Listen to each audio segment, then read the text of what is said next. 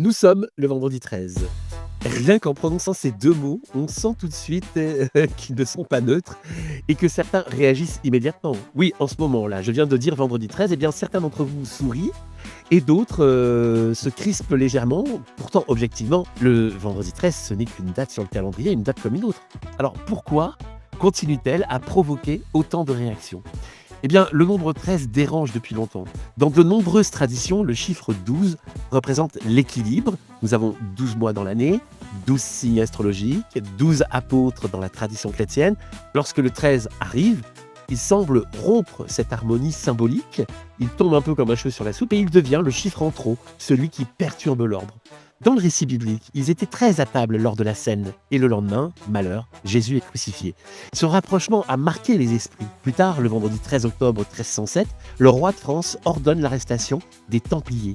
C'était un vendredi 13. Cet épisode historique violent vient renforcer l'association entre cette date et l'idée de malheur.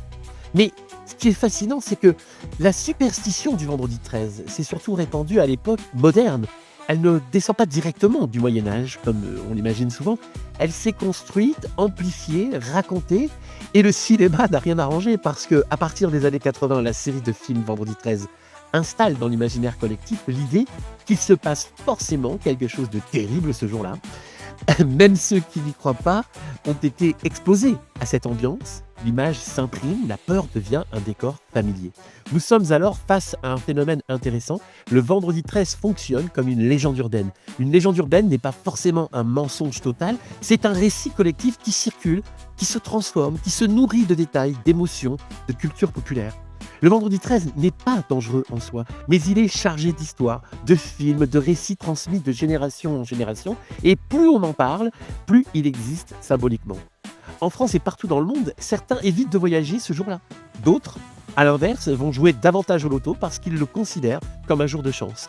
La même date peut donc représenter soit la peur ou l'espoir, le malheur ou le bonheur.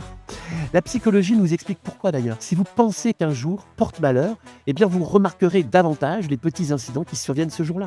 Si rien de particulier ne se produit, eh bien vous oublierez simplement cette date. Nous retenons ce qui confirme nos croyances. Au fond, le vendredi 13 n'a pas de pouvoir particulier. Ce sont les histoires que nous racontons autour de lui qui lui donnent une force. Et c'est peut-être cela le plus intéressant. Nous avons besoin de récits, nous avons besoin de dates un peu magiques, un peu inquiétantes, pour donner du relief au temps qui passe. Alors aujourd'hui, est-ce que vous voyez une menace ou une simple légende urbaine qui continue à vivre parce que nous aimons la raconter? Parce qu'au fond, vendredi 13 ne crée rien de particulier, il révèle seulement ce que vous choisissez de croire.